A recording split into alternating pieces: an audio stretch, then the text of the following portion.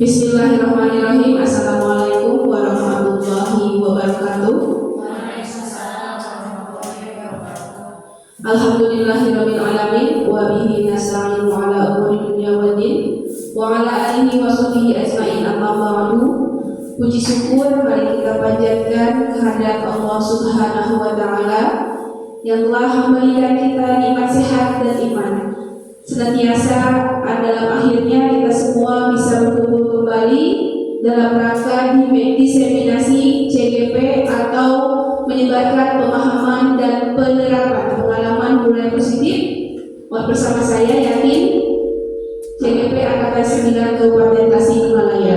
Shalawat dan salam semoga Allah limpah curahkan dengan alam yakni Habibana wa Nabiyana Muhammad Sallallahu Alaihi Wasallam, kepada para sahabatnya, para keluarganya, para tabi'in tabi'at, dan mudah-mudahan kita semua diakui sebagai umatnya hingga yaumil akhir. Amin ya Allah ya Rabbal Alamin.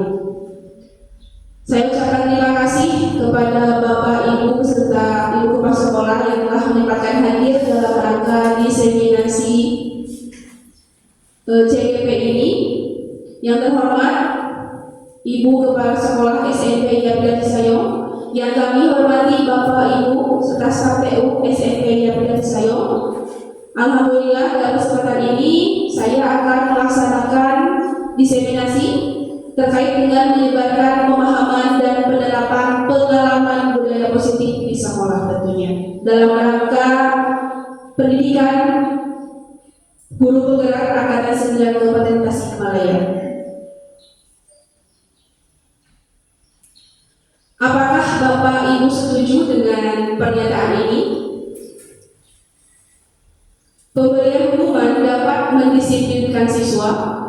Pemberian hadiah dapat meningkatkan motivasi dan prestasi siswa.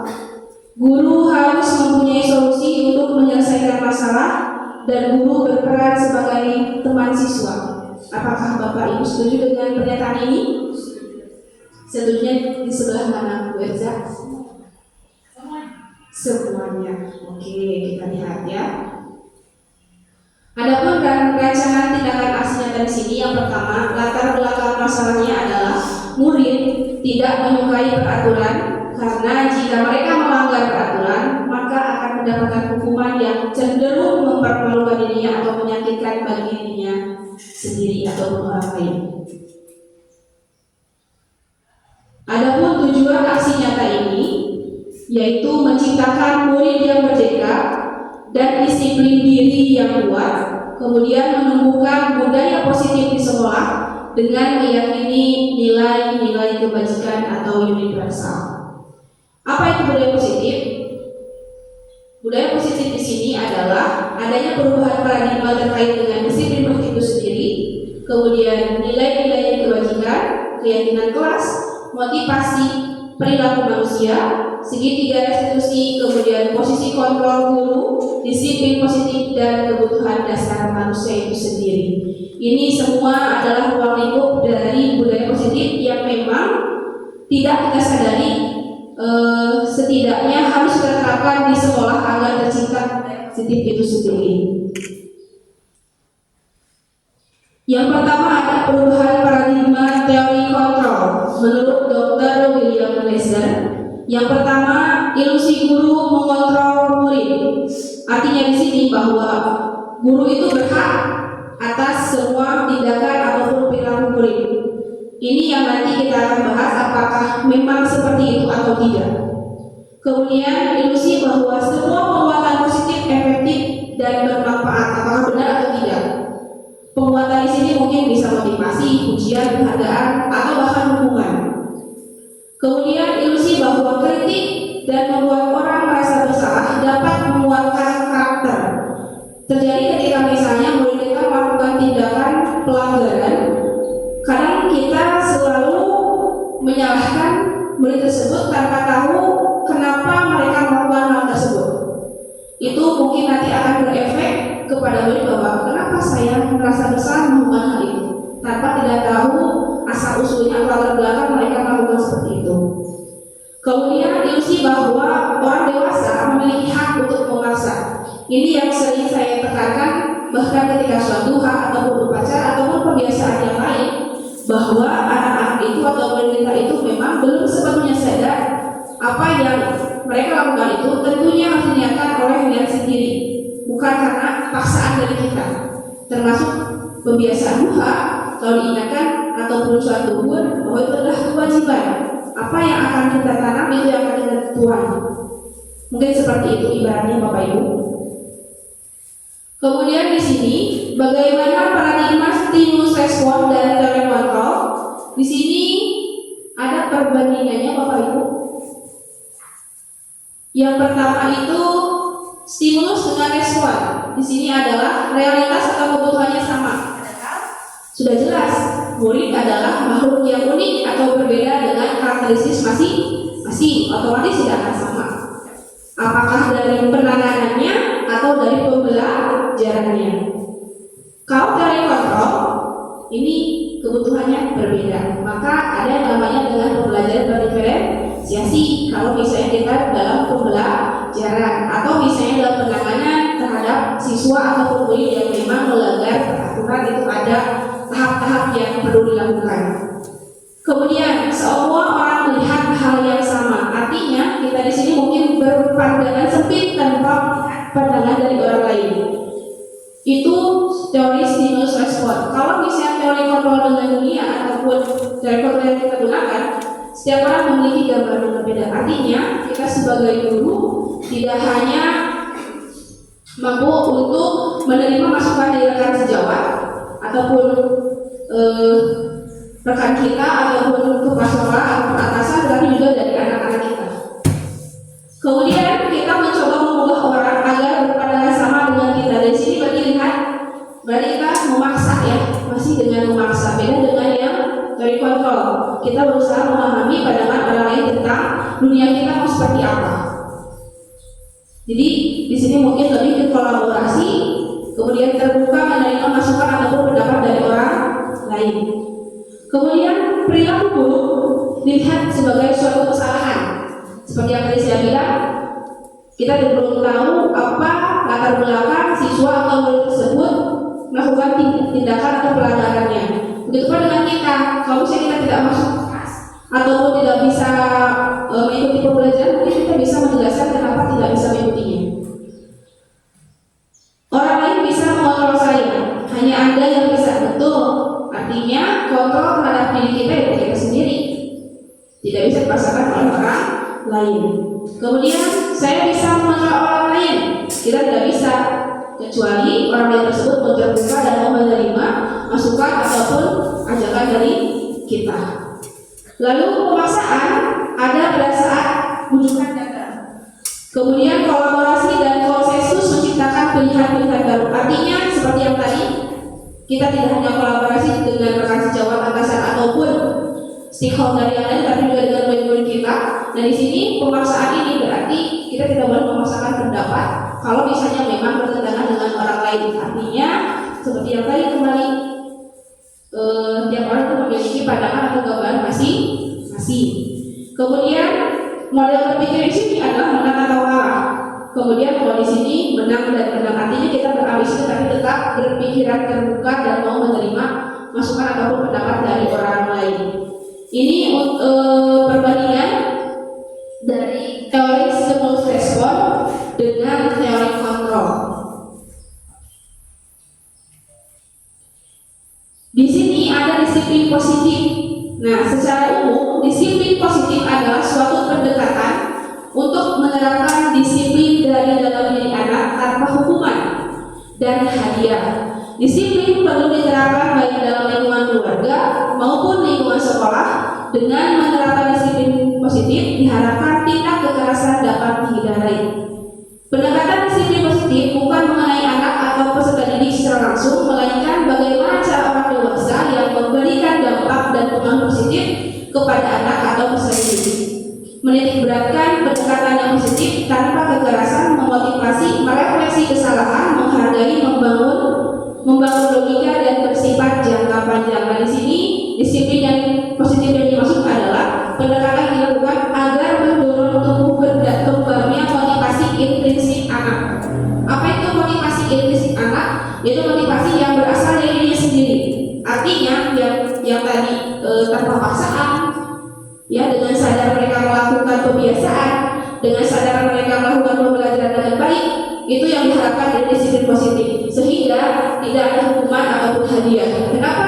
Kalau kena hukuman, otomatis nanti jangka panjangnya adalah anak didik merasa terpaksa, tersiksa. Kemudian kalau hadiah, nantinya tergantung. Kalau misalnya kita memberikan hadiah, dia mau melakukan, tetapi berikan hadiah, dia acuh, dia tidak mengerjakan bahkan.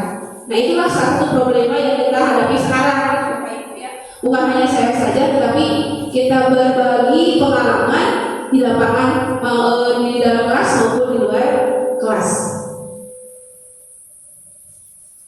Adapun nilai-nilai kebajikan di sini yang digunakan adalah profil pelajar Pancasila. Sebenarnya untuk nilai kebajikan ini sangat banyak, yang kemarin saya pelajari gitu ya Bapak Ibu. Tetapi di sini yang diambil adalah nilai-nilai kebajikan berdasarkan profil pelajar Pancasila yang 6 dimensi ini, yaitu beriman, mandiri, bernalar kritis, gotong royong, berkebinekaan, dan kreatif. Ini mungkin sudah sering kita dengar ya, bahkan di PMM juga. Nah, semuanya ini harus ada pada diri anak dengan kesadarannya sendiri. Itu adalah PR yang sangat luar biasa sekali untuk kita. Apakah bisa melewati kebiasaan-kebiasaan ataupun pembelajaran-pembelajaran di kelas maupun di luar kelas. Sekarang kita masuk ke motivasi perilaku manusia.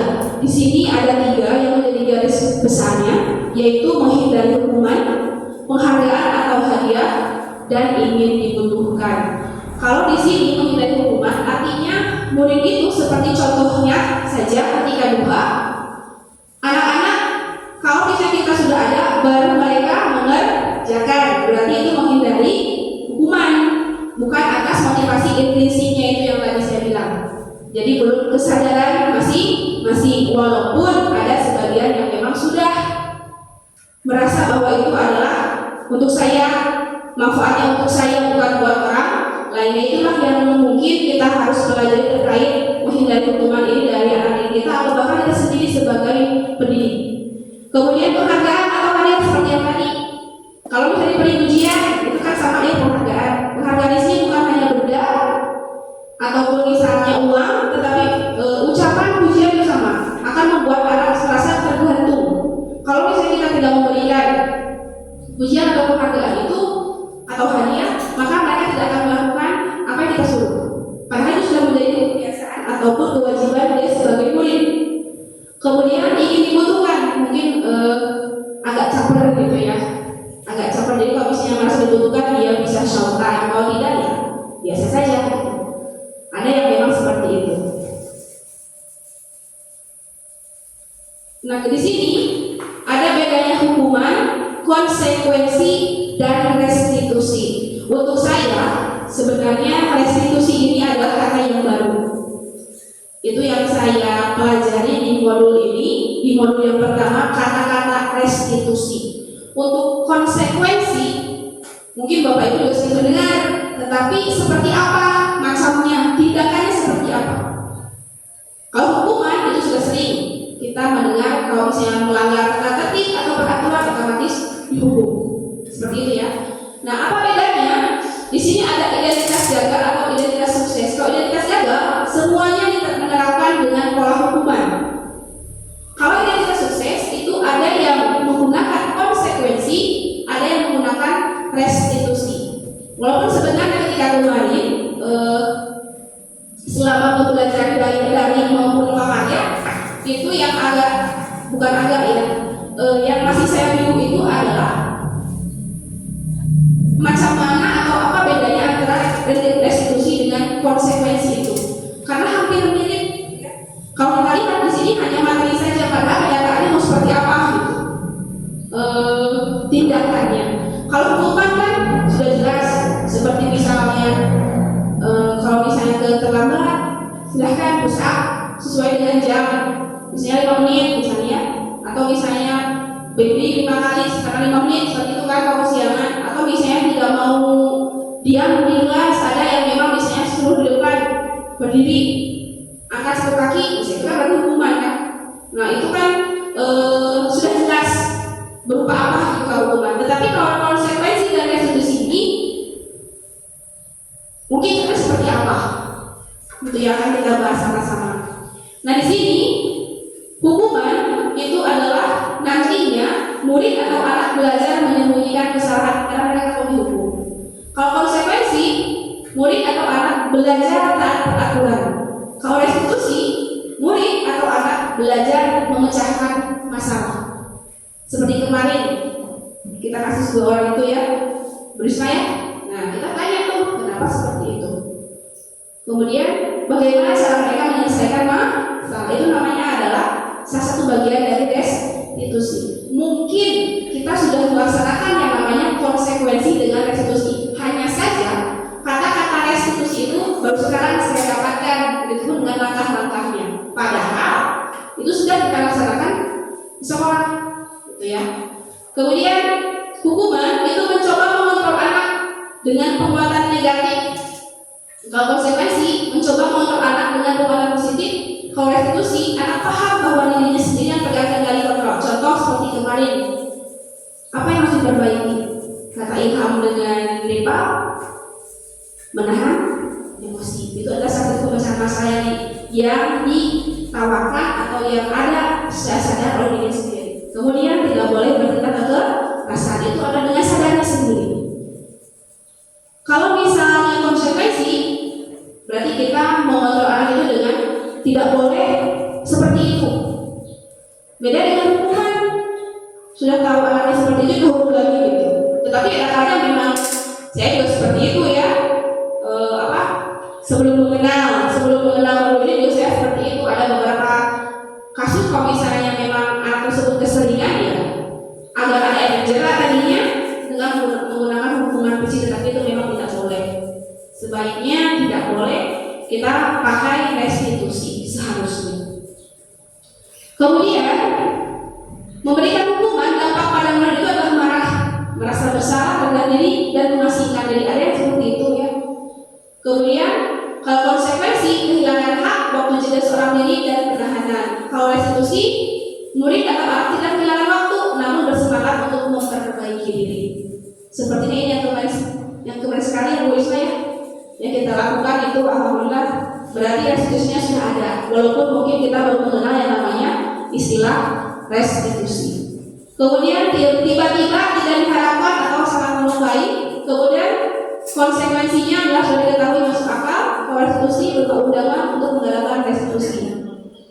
Kalau hukuman dibuat guru, kalau konsekuensi dibuat oleh guru dan murid, kemudian kalau restitusi dibuat oleh murid. Kenapa?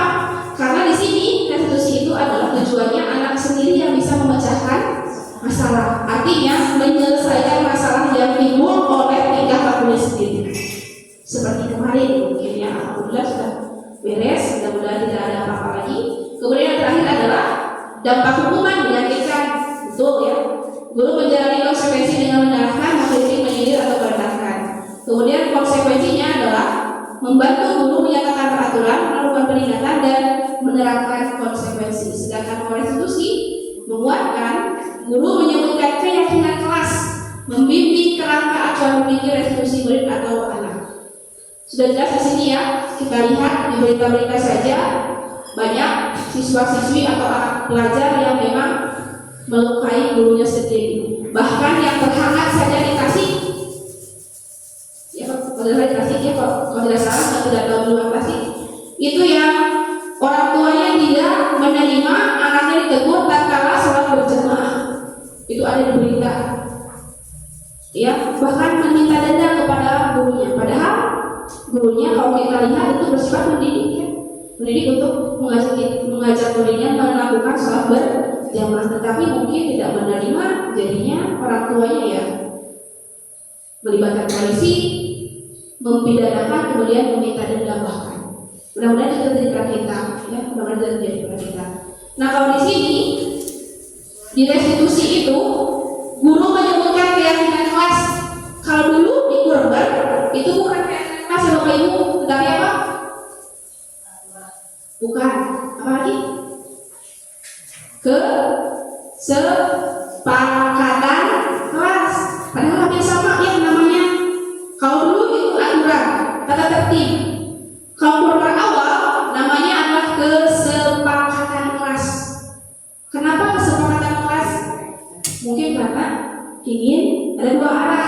Artinya murid dengan guru dilibatkan dalam menentukan kesepakatan kelas atau kesepakatan belajar. Suka digobor-goborkan apalagi yang guru SD. Ya itu banyak. Nah sekarang di kurikulum mereka yang revisi ini namanya adalah keyakinan kelas atau keyakinan sekolah. Nah mungkin di sini masalahnya itu adalah yang saya pelajari kemarin ketika mengisi koneksi antar materi atau bahkan jurnal Dwi harian yang saya kerjakan itu adalah belum ada keyakinan kelas dan keyakinan sekolah yang tertulis. Mungkin seperti itu. Jadi tahapan restitusi yang kita lakukan itu sudah ada sebenarnya, tapi ketika menanyakan keyakinannya kita berpedoman kepada keyakinan kelas ataupun keyakinan sekolah yang tertulis itu. Sampai sini apakah ada pertanyaan Bapak Ibu atau mau dilanjutkan dulu? Dilanjutkan dulu, oke. Nah, di sini berdasarkan tabel di atas, hubungan antara hukuman, konsekuensi dan restitusi, hukuman itu tidak terencana, bersifat satu arah, bisa berupa fisik, psikis atau kata-kata kasar. Betul ya? Karena saya juga pernah merasakan itu, melakukan itu. Mudah-mudahan kedepannya setelah menambah ini tidak seperti itu. Kemudian konsekuensi bersifat terencana, sudah disepakati bentuk-bentuk konsekuensi oleh pihak guru. Contoh siswa yang tidak memakai kaos kaki atau denda. Nah ini namanya konsekuensi. Suka ya kalau dipaksa piket, tidak piket denda Rp1.000. Itu oleh siapa? Anak-anak. Kadang kualitasnya tidak tahu. Nah mungkin nanti bisa direvisi agar semua hal-hal yang berhubungan dengan konsekuensi itu kita bisa tahu. Alangkah baiknya itu menggunakan restitusi. Kemudian restitusi itu adalah proses menciptakan bagi murid untuk memperbaiki kesalahannya, sehingga mereka dapat kembali kepada kelompoknya dengan karakter yang lebih baik. Kelompok itu siapa? Teman-temannya, lingkungannya. Mungkin ada kasus ya, contoh misalnya anak-anak yang tidak sekolah, sudah lama tidak sekolah, karena ketika misalnya ke sekolah datang, merasa diacuhkan, merasa diabaikan oleh teman-temannya. Ada yang seperti itu Bapak Ibu? Ada mungkin ya. Karena kenapa seperti itu? Mungkin penanganan kita yang belum tepat. Jadi mengembalikan jati dirinya itu bertahap, tetapi harus terbimbing juga. Ya, karena memang posisinya itu adalah mereka serba salah. Namun sesungguhnya lama asuh daerah teu asuh hayang sekolah. Tetapi ketika sudah di sekolah atau di kelas, teman-temannya pada menjauhi. Nah itu apa yang harus kita lakukan? Itu adalah menjadi PR buat kita karena memang realitanya anak-anak ada yang seperti itu. Kemudian kenapa keyakinan kelas bukan peraturan kelas? Nah kalau ada yang bisa menjawab Bapak Ibu, kenapa keyakinan kelas bukan peraturan kelas?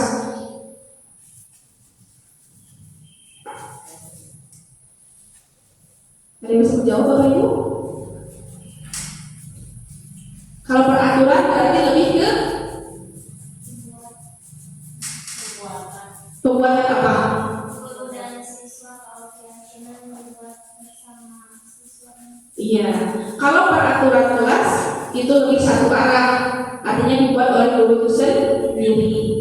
Kalau keyakinan kelas dibuat rame-rame, baik guru maupun murid. Apakah berlaku untuk semua kelas? Ya, ya. Jadi waktu khusus kita praktekkan keyakinan kelasnya ya dibuat masing-masing dulu, gitu. Jadi kalau misalnya kita semuanya pakai keyakinan kelas, nanti bagaimana wali kelas yang lain? Jadi mungkin PR-nya adalah kita sebagai wali kelas itu membuat wali kelas masing-masing dulu. Nah nanti sama guru mapel itu dipelajari. Jadi kalau misalnya ada anak yang tanda kutip misalnya tidak mau diam di tempat, itu bisa kita kembalikan ke keyakinan kelas yang masing-masing. Nah mungkin caranya seperti ini ya Bapak Ibu. Keyakinan kelas dibuat berdasarkan kesepakatan guru dan murid bersifat universal. Sedangkan peraturan biasanya dibuat oleh guru yang bersifat satu arah. dalam pembentukan keyakinan kelas kita runtuhkan kembali yang namanya peraturan kelas, kemudian ganti ke dalam kalimat positif, kemudian ganti lagi dengan nilai-nilai kebajikan atau nilai universal ini yang tadi, yang profil pelajar Pancasila. Mau lihat videonya Bapak Ibu atau lanjut dulu? Kalau misalnya kita lihat di sini ada ya ini ya.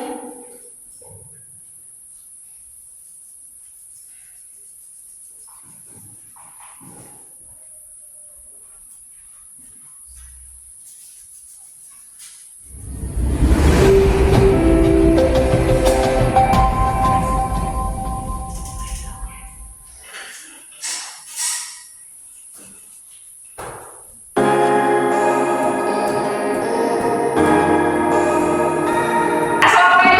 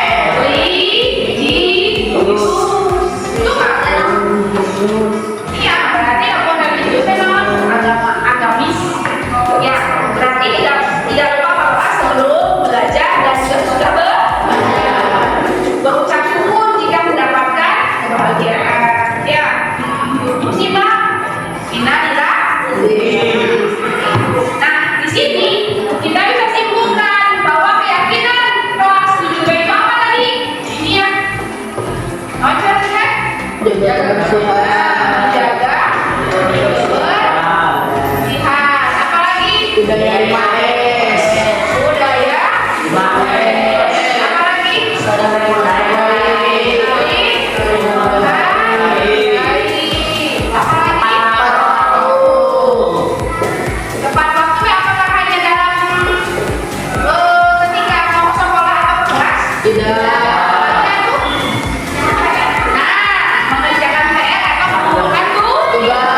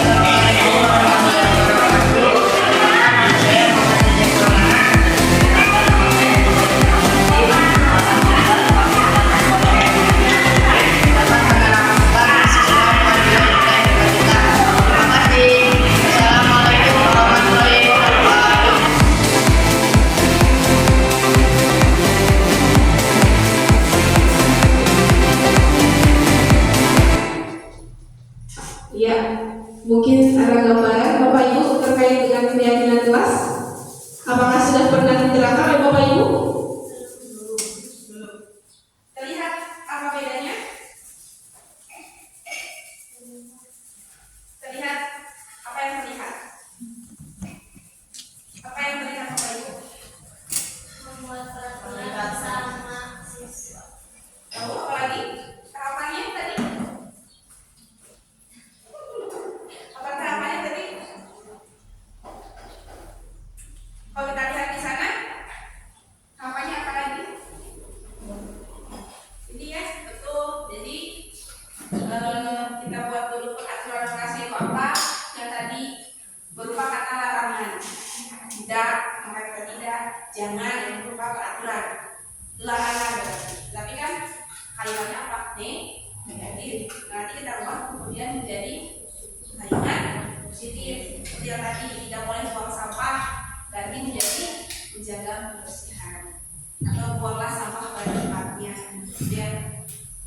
Kemudian tidak boleh berisik. Tadi kata anak-anak tidak boleh berisik. Kemudian tidak boleh main bola, itu kan booming ya. Di kelas pasti main bola gitu ya. Terutama sedikit guru main bola gitu ya. Kemudian tidak boleh mengganggu orang lain, tidak boleh ngejek. Itu kan berarti kalimat negatif peraturan kelas ya. Kita ganti menjadi kalimat positif dengan boleh menggunakan toleransi atau saling menghargai atau buatlah nyaman di kelas, itu boleh. Jadi kita ganti dengan kalimat-kalimat yang positif. Kenapa? Agar nanti timbul nilai kebajikan yang diharapkan itu apa? Seperti tadi misalnya menjaga kebersihan, kira-kira apa nilai kebajikannya pada anak atau pada kita? Apa ibu-ibu? Kesadaran dirinya, tanggung jawab. Kalau kita kan jawab sampah ya, berarti kalau misalnya mereka bawa sampah harus keluar lagi ke rumahnya. Atau misalnya tepat waktu, itu bukan hanya datang ke sekolah, masuk ke kelas, tapi dalam mengerjakan tugas atau PR. Nah itu ada salah satu, kalau misalnya memang ada yang melanggar, bisa nanti kita tangani dengan menggunakan segitiga restitusinya. Ngantuk Bapak Ibu? Ngantuk tidak? Oke, kalau ngantuk kita ice breaking dulu. Ice breaking dulu, boleh? Boleh ice breaking? Mana jawabannya? Boleh ice breaking? Oke, tahu clap? Clap? Oke, jangan bilang ya, lakukan saja. Clap. Nah, masih kurang kompak. Clap. Clap. Clap. Nah, tepuk meja. Bisa? Hanya dua komando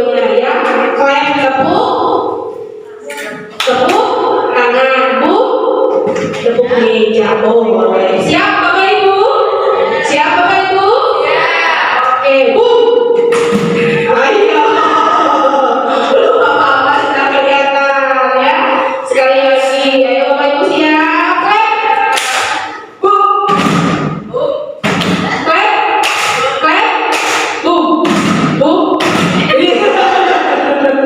Lumayan biar nggak ngantuk ya. Terima kasih ibu-ibu, bapak-bapak, semuanya ya. Biar mudah-mudahan yang tadi yang dimawar jadi 100 semua gitu ya.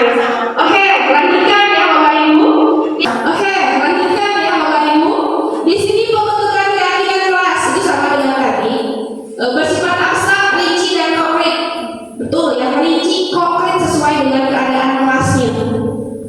Nilai-nilai dibacakannya mau apa? Pernyataan positif atau kalimat positif. Kemudian semua warga kelas dilibatkan. Tadi saya berjalan-jalan ya. Ketika membuat keyakinan kelas itu berjalan-jalan, ada seseorang memang yang tadi lupa gitu ya. Ditanya, tahu tidak? Ternyata kalau ditanya dia bergemi gitu ya, bertoel lah. Ternyata dia tahu, cuma mungkin masih malu-malu. Jadi semuanya itu harus menempelkan yang tadi saya sebagian, tidak semuanya kan tidak cukup ya. Itu juga setelah diedit hanya 12 menit, kalau tidak diedit itu 30 menit. Itu 30 menit dan percepat sebagian. Kemudian ada yang namanya review ulang. Tadi benar Bapak Ibu ya, review ulang itu kalau tadi videonya seperti apa? Review ulang. Ada ketika apa gitu muridnya. Nah, depan melihat ya. Tadi kan ada 2 orang putri, 2 orang putra. Itu hanya sampelnya saja. Mereview itu bagi mengingat ulang sebelum dijadikan deal. Itu adalah keyakinan kelas. Mereview hiji-hiji.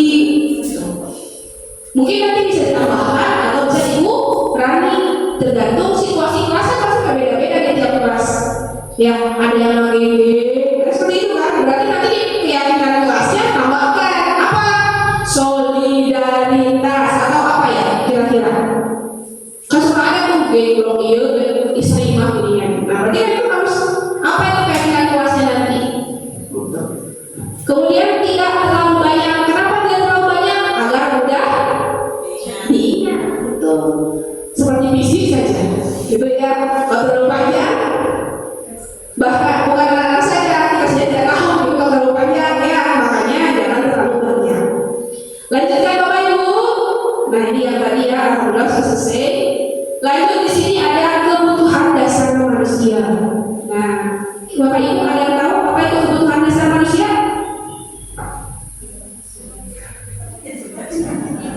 Apa? Ayo betul, apa betul? Sesuatu yang kita lakukan untuk mendapatkan apa yang kita inginkan. Contohnya apa yang ibu inginkan? Banyak uang. Namun yang kita inginkan banyak uang, berarti apa yang harus kita lakukan? Nah itu adalah kebutuhan dasar manusia. Betul. Apa lagi? Kasih sayang. Apa yang harus kita lakukan? Bisa jadi ya. Betul, itu kebutuhan dasar manusia loh. Emosional itu memang yang wajib ya. Kalau salah satu kebutuhan dasar kita tidak terpenuhi, kira-kira apa yang terjadi Bapak Ibu? Pusing. Pusing. Boleh ya, betul. Contoh, Bapak itu sudah doa sudah bilang. Boleh kemana gitu ya? Putih. Jadi semua kebutuhan dasar manusia yang harus dipenuhi. Tapi kalau baik, apa saja? Kesenangan, Iya itu Bu, hebat. Apa lagi? kebebasan, Kebebasan. Apa lagi? Holiday termasuk apa? Kesenangan. Apa lagi? Depresi apa? Kesenangan. Apa lagi? Apa lagi? Penguasaan. Kebutuhan bertahan hidup. Nah, yang kebutuhan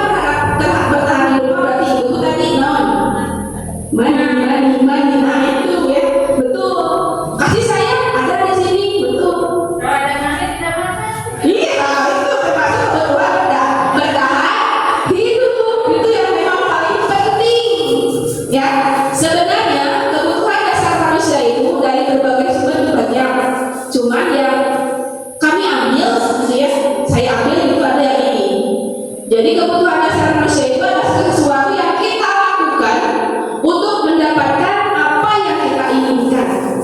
Betul ya? Sehingga tadi yang contohkan Bapak Ibu. Apa saja kebutuhan dasar manusia itu? Yang pertama kebutuhan bertahan hidup, kemudian kasih sayang, rasa diterima, kebebasan, kesenangan dan penguasaan. Hanya saja contohnya di sini adalah seperti pada murid-murid kita. Apakah ada yang pernah mengalami satu kasus yang memang anak tersebut itu salah satu pemenuhan kebutuhan dasarnya belum terpenuhi? Contohnya seperti apa Bapak Ibu? Ada yang pernah mengalami?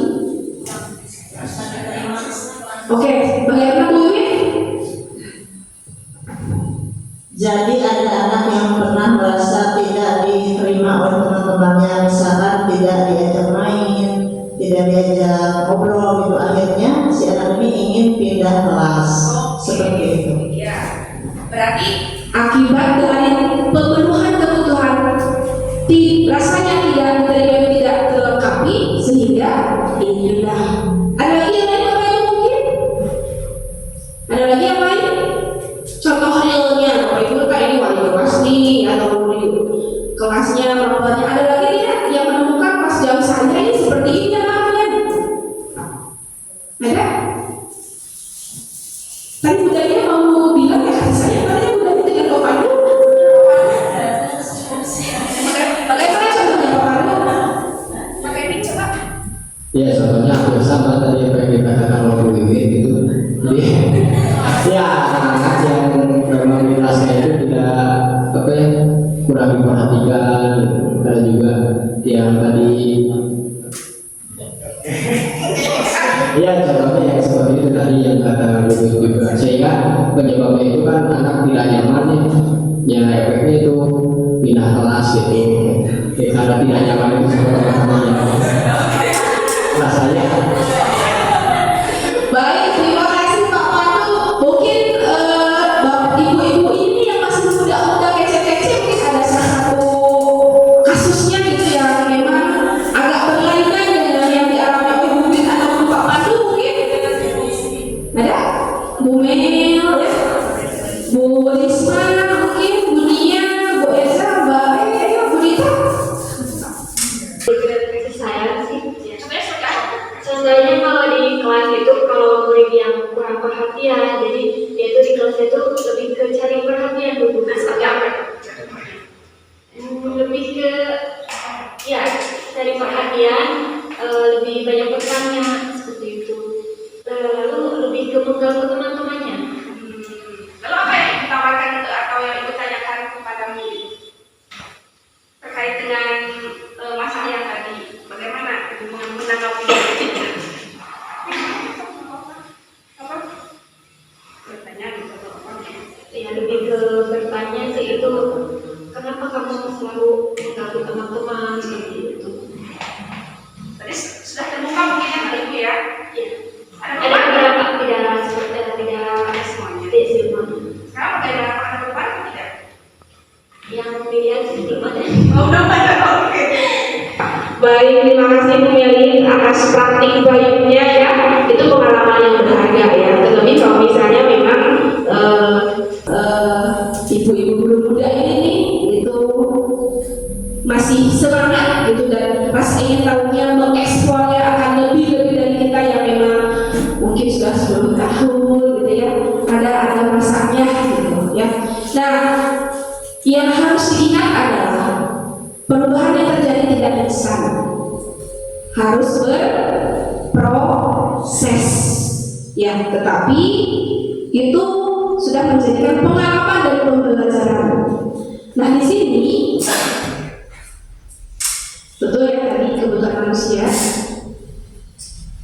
Nah kita lihat di sini uji pemahaman. Apa itu uji pemahaman? Kira-kira dari kelima soal ini termasuk ke kebutuhan yang mana jika anak berkata demikian? Mau Aku bosan belajar mewarnai terus, masuk ke kebutuhan yang kesenangan, yang kebebasan. Oke, lanjut. Siapa yang mau jawab? Nia, silakan. Aku senang main kejar-kejar sama ibu guru. Masuknya mungkin kesenangan. Oke. Oke, lanjut. Bu Risma, sudah ya. Oh, mari. Silakan, Bu Risma. Mau yang mana, Bu Risma? Bebas. Bu Risma yang mana? Aku hebat kan bisa bikin ibu guru kerja aku. Apa itu? Apa itu? Apa itu? Kekuasaan. Peluang. Oke, yuk Bu Enja, silakan Bu Enja.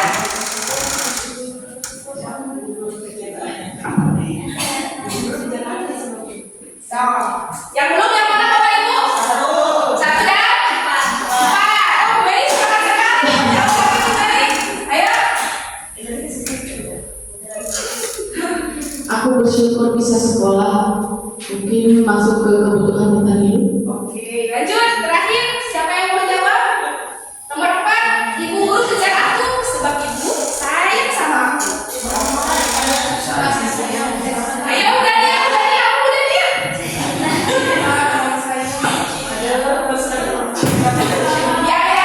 Nomor berapa?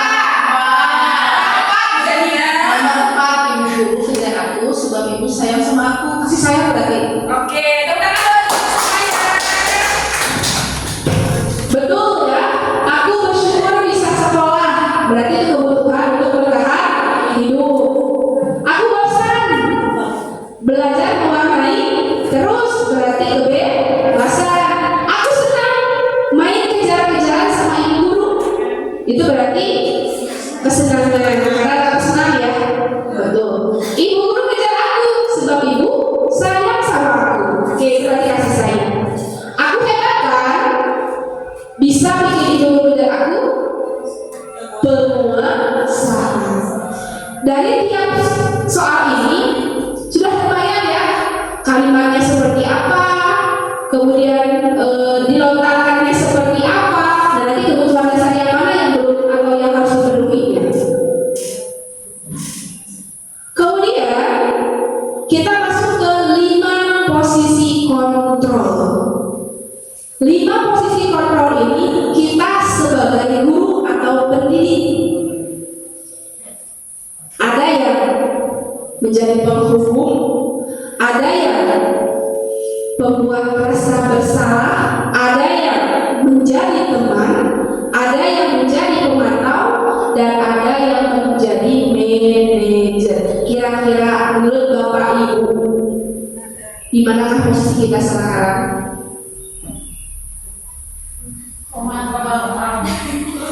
Kira-kira menurut Bapak Ibu, posisi kontrol yang mana yang harus kita terapkan? Manajer. Kenapa Bu Wiwit harus manajer? Karena kan dilihat dari paparan tadi kita tidak boleh lagi menerapkan hukuman, jadi harus restitusi. Jadi dibiarkan saja si anak berupaya untuk mengevaluasi dirinya menjadi lebih baik. Oke. Tepuk tangan lagi Pak Yudi. Mungkin ada yang lain. Setujukah dengan pernyataan Ibu Wiwit? Setuju ya. Nah, ini sekilas info ya. Tadi saya bertanya kira-kira Bapak Ibu berada di posisi mana? Itu aja posisi ini dalam hati. Ya. Kita juga pernah menjadi teman. Ada kalanya menjadi teman? Boleh. Ada kalanya menjadi pemantau teman dan manajer, mungkin itu masih dalam keadaan positif. Ya. Tetapi ketika misalnya membuat rasa bersalah dan penghukum, itu ada kesan menyakitkan bagi anak, dan itu efeknya berjangka panjang. Tidak sedikit yang anak-anak tidak suka dengan kita, maka tidak masuk dengan pelajaran kita. Itu yang terakhir ada. Tetapi balik lagi, ada yang memang tidak suka ke kita, tapi pelajaran masuknya ada juga yang ada. Tidak apa-apa ya berarti itu. Alhamdulillah itu mah. Nah ini yang kita harus ubah nih. Termasuk saya juga tertampar oleh materi ini. Kenapa? Karena kita berada di posisi yang salah. Apa yang harus kita lakukan? Perbaiki apa yang harus kita lakukan? Evaluasi apa yang harus kita lakukan? Nah, ini juga ada ya bedanya. Mungkin hampir sama dengan yang tadi ya. Cuma kalau di sini posisinya jika penghukum Seperti ini kalimatnya.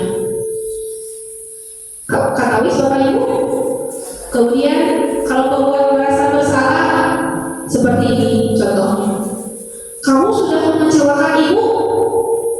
Ibu kecewa sama kamu. Nah, itu berarti membuat rasa bersalah. Kalau misalnya sebagai teman, lakukanlah untuk Bapak Ibu. Tolong ya. Nah, itu berarti membujuk. Kalau posisi kita sebagai teman itu berarti agak-agak membujuk kepada murid untuk melakukan sesuatu. Kalau misalnya kurang tahu, nah kita boleh kita masuk ke keyakinan kelasnya atau peraturan sekolahnya atau keyakinan sekolahnya. Dibalikan kembali ke anak, mengingatkan. Kalau manajer ini lebih komplit, gitu ya. Apa yang kita yakini, apa kamu meyakini hal tersebut? Kalau kamu meyakininya, kamu bisa memperbaikinya. Nah, itu komplit kalau manajer. Ya, kalau kamu mau memperbaikinya, kira-kira hal tersebut akan menggambarkan apa tentang dirimu? Ya, sebenarnya juga kemarin, gitu ya, kalau boleh di-sharing, itu kemarin ketika anaknya Bu Risma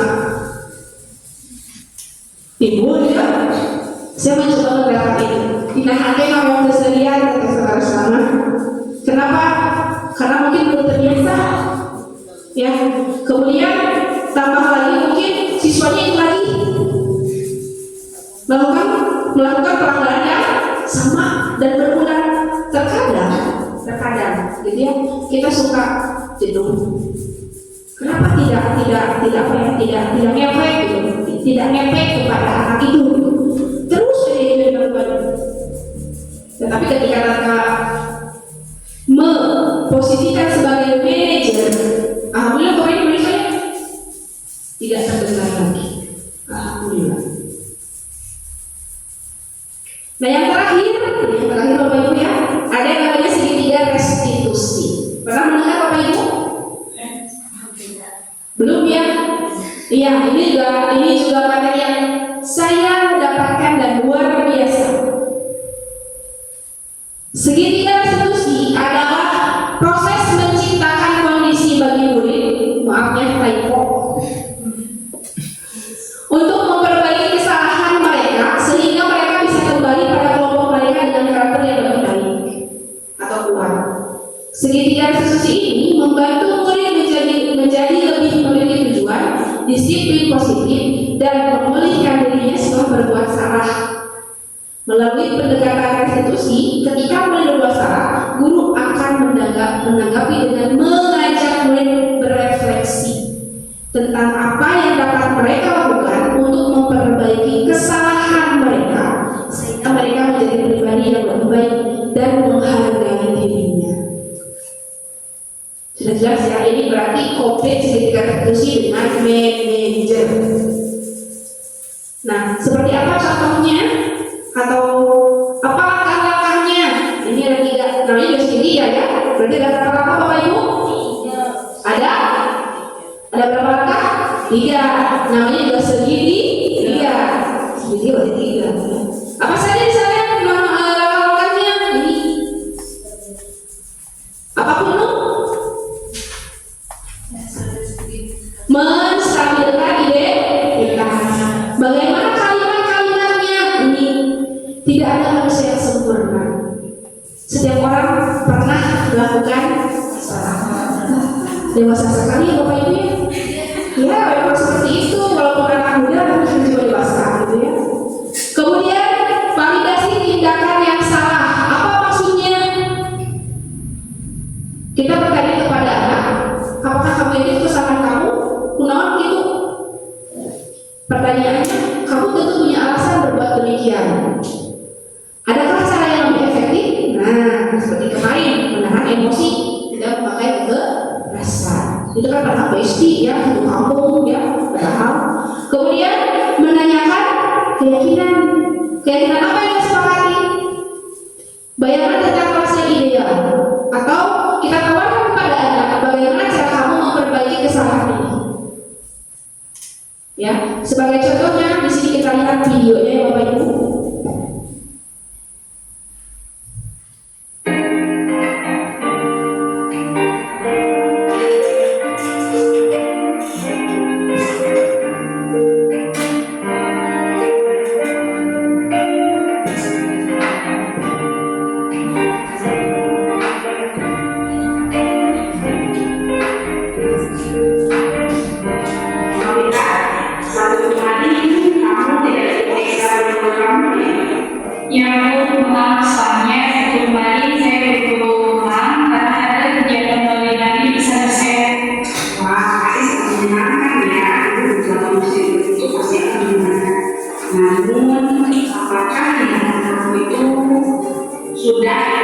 sesuai dengan nilai-nilai kita? Tidak lulus soalnya saya tidak mengikuti ekstrakurikuler pramuka. Kamu sih ada nilai-nilai kita? Kira-kira nilai-nilai apa yang diinginkan? Seperti dalam mengikuti kegiatan sekolah. Lalu, kira-kira apa yang kamu lakukan agar kamu bisa mendapatkan apa yang kamu inginkan? Saya bisa minta izin kepada pimpinan kami. Mungkin ada lagi? Saya mengikuti ekstra dulu, baru setelah itu ikut mulai dari misalnya saya. Benar sekali. Kalau kamu paham, semua harus mengikuti tertib atau koordinat. Ya, setelah itu saya akan pergi aktif lagi ke depan.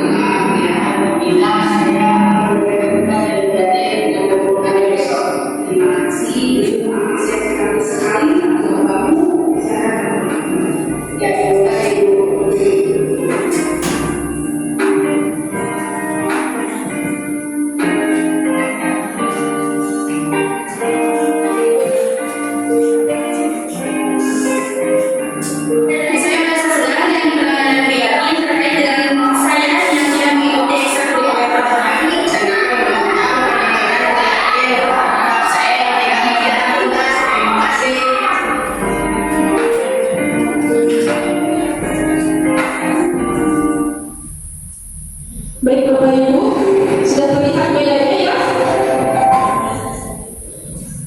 Sudah terlihat bedanya Ibu?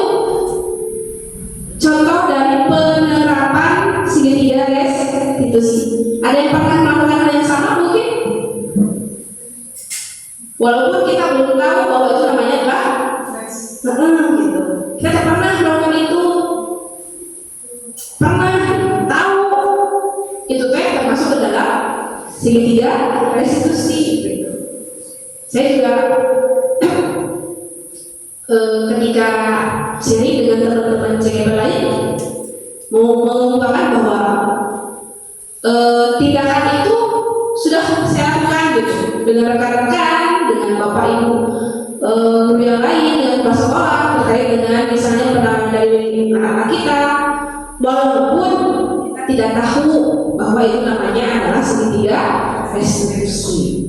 Mungkin kedepannya kita bisa menerapkannya bukan hanya oleh guru BP saja, tetapi kita yang tiap hari bertemu dengan anak-anak, bertemu dengan murid sebagai mata pelajaran atau bahkan wali kelas bisa menerapkannya kalau misalnya memang melihat pelanggaran yang dilakukan oleh anak-anak kita.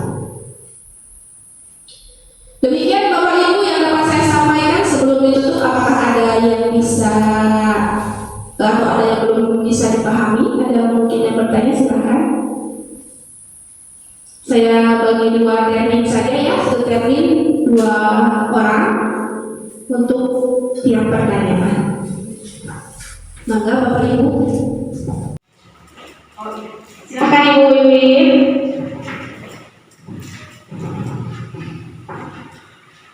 Assalamualaikum, izin bertanya Ibu.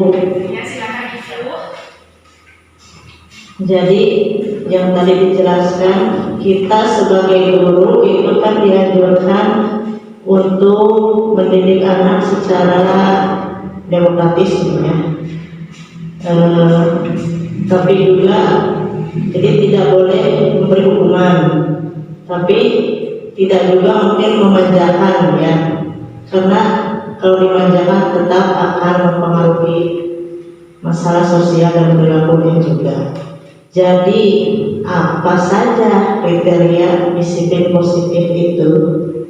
Terima kasih. Oke, silakan. Terima kasih untuk pertanyaan Ibu Wiwin. Mungkin ada yang mau mencoba memberikan atau menambahkan pendapatnya terkait dengan pertanyaan Ibu Wiwin? Baik, kalau tadi ya posisi kontrol itu ya tetap harus menjadi manajer, ya itu yang pertama. Kemudian tidak boleh memberikan hukuman ataupun hadiah ataupun rujukan.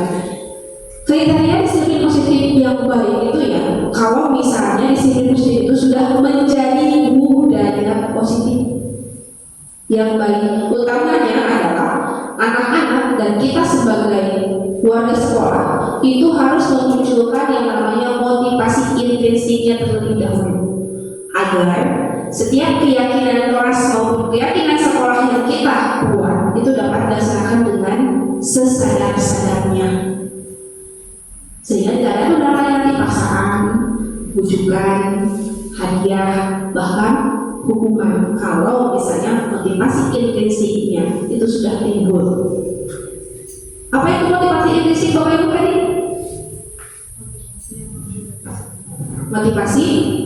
Motivasi yang muncul dari diri sendiri atas kemauan dirinya sendiri. Mungkin seperti itu Bu ya. Boleh, silakan Bu ya. Assalamualaikum warahmatullahi wabarakatuh. Waalaikumsalam. Ya, ingin bertanya, bagaimana peran guru penggerak dalam menularkan kebiasaan baik tentang budaya positif kepada guru lain? Terima kasih. Terima kasih Ibu Nia ya. Saya akan mengemukakan terkait dengan peran guru penggerak. Yang pertama menjadi pemimpin pembelajar. Yang kedua mewujudkan kepemimpinan murid. Yang ketiga menjadi komunitas praktisi. Yang keempat menjadi coaching bagi guru lain. Nah, tadi terkait dengan pertanyaan dari Ibu Nia, bagaimana peran saya agar bisa mengajak guru lain? Yang pertama mungkin menjadi pembelajar, pemimpin pembelajar. Apa itu pemimpin pembelajar? Awalnya saya berpikiran bahwa pemimpin pembelajar itu hanya di kelas, artinya saya dengan murid. Tetapi itu salah. Bisa juga dengan rekan guru atau teman sebaya. Bagaimana perannya? Contoh, misalnya ketika kita melakukan pembiasaan itu dengan memberikan contoh atau sering tauladan, seperti saya di atas atau tadi yang saya sudah sampaikan terkait dengan keyakinan kelas. Nah itu bisa menjadi peran saya menjadi pemimpin pembelajar agar mudahnya ditiru atau dicontoh atau dilakukan oleh guru yang lain. Terkait juga sama dengan ciri-ciri tadi yang sudah saya lakukan, itu bukan bohongan ya Bu, benar adanya dan benar orangnya Ibu juga. Hanya saja mungkin pelanggarannya tidak terlalu berat. Imbasnya adalah Bapak Ibu bisa mencontoh apa yang saya lakukan terkait dengan penanganan kasus yang memang seperti tadi disampaikan. Kemudian peran saya dengan mewujudkan kepemimpinan murid ketika misalnya ekskul pramuka itu bisa Bapak Ibu secara tidak langsung memberikan pengaruh kepada rekan guru yang lain yang awalnya tidak bisa, walaupun misalnya tadinya ditunjuk sebagai pembantu pembina dengan ada tanggung jawab dan melihat oh seperti ini secara tidak langsung itu sudah menjadi pemengaruh ataupun peran saya sebagai CGP dapat diikuti oleh rekan guru yang lain.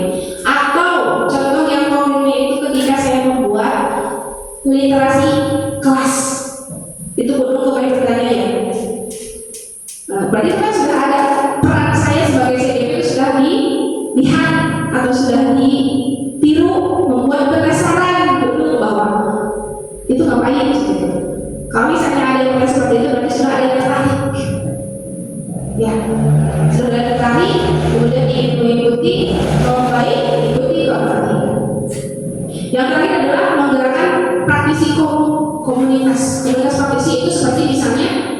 di grup WA saya suka membagikan praktik baik ya, sharing, kemudian mengajar pelatihan kepada Bapak Ibu itu termasuk dalam rangka program juga.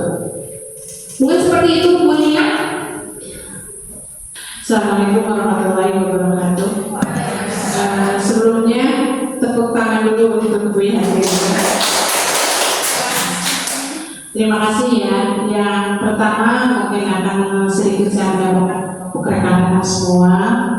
Yang pertama saya mengingatkan kembali seperti hanya yang sudah di WA Group bahwa untuk CGP angkatan ke-11 sudah mulai.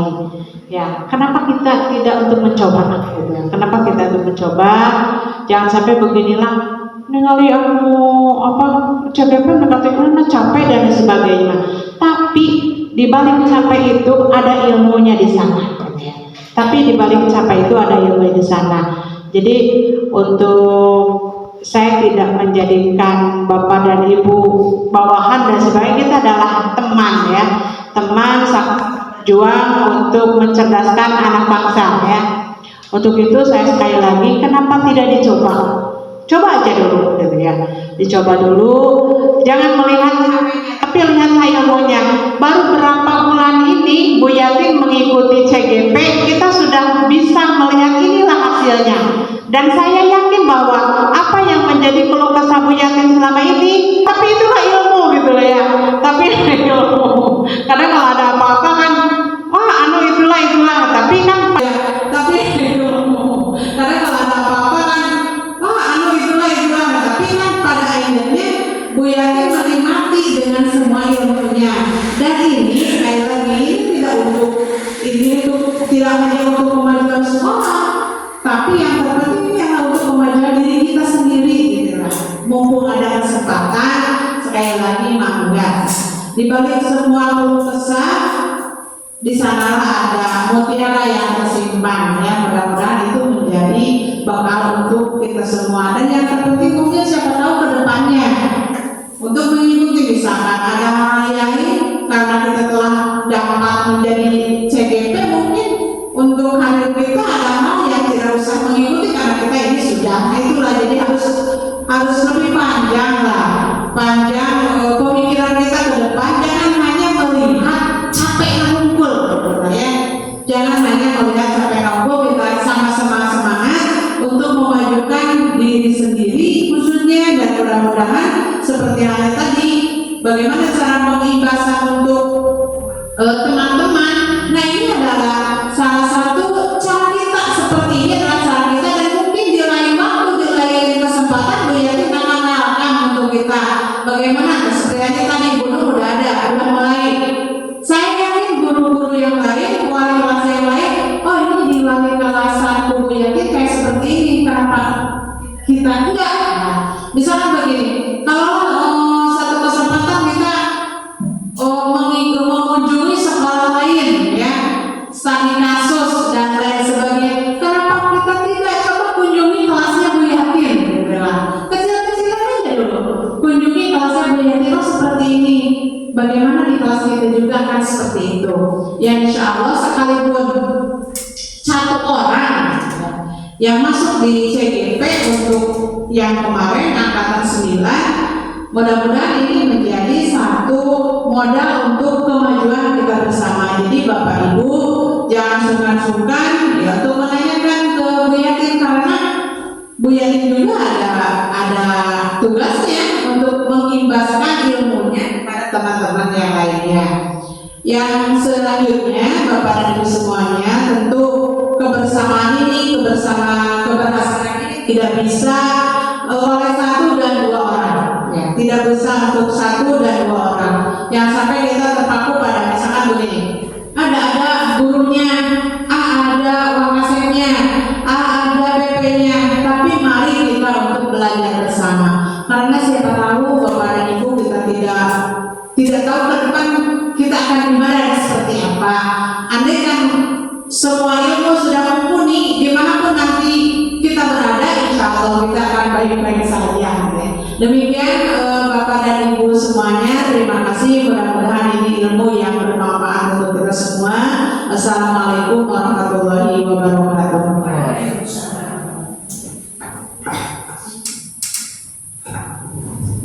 Baik, terima kasih untuk Ibu Kepala Sekolah. Tepuk tangan dulu untuk semua kita. Mudah-mudahan apa yang beliau sampaikan bisa kita terapkan dan bisa kita amalkan tentunya. Bapak Ibu, terima kasih saya haturkan atas perhatiannya dan kesediaannya dalam presentasi saya hari ini. Sebelum ditutup, kesimpulan dari presentasi hari ini adalah dalam penerapan program disiplin positif, hendaklah guru mempunyai standar kepribadian, profesional dan pribadi yang baik, di mana guru mampu merefleksikan dirinya sebagai among atau manajer yang menuntut murid-muridnya menjadi insan yang mandiri, merdeka dan bertanggung jawab. Terima kasih, mohon maaf atas segala kekurangan dan kesalahan. Wabillahi taufiq wal hidayah.